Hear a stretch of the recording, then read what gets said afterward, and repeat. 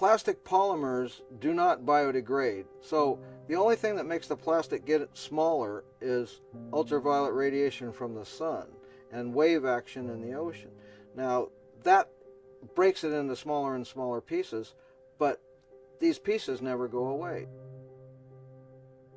Food in the ocean contains plastic. That means the bottom of the food web all the way to the top.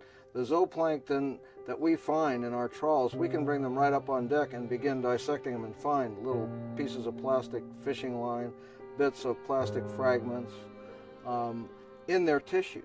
You can think of these plastic bits as poison pills, moving all the toxics around the marine environment. And then you've got the situation of the plastics themselves having to have additives put in them, which are not polymers, which do leach out and which become part of the metabolism of the creatures that ingest the plastic scraps.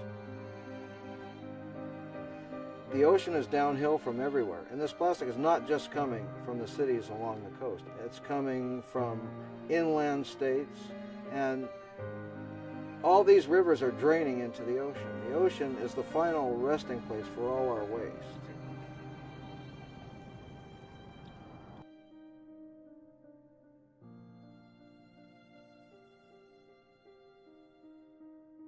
I'm Bojan Slat, age 19. I'm the founder and president of the Ocean Cleanup Foundation. I've invented a method to clean up almost half the Great Pacific Garbage Patch in just 10 years, using the currents to my advantage.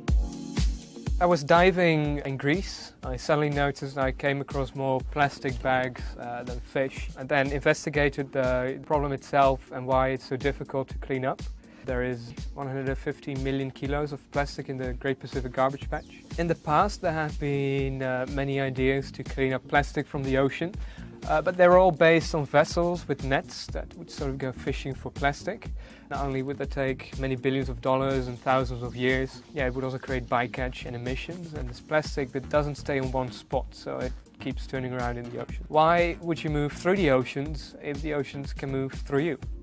So instead of going after the plastics, we attach a floating structure to the seabed, and that first captures and concentrates the plastic before it can then get out of the ocean. From this Great Pacific Garbage Patch, where we focused our research on, almost half the plastic can be extracted within 10 years.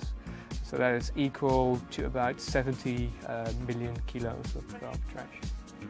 Once every 1.5 months, the plastic would need to be collected by a large tanker, shipped to land, and it would there be turned into something else. We have proved plastic can be turned into oil, but perhaps there are even some other possibilities to use it into new materials. The oceans are the most important life support system of our planet. It regulates the climate, it produces oxygen. The vast majority of biodiversity can be found in the ocean. The last few decades especially, there have been a lot of problems, and they increase in intensity.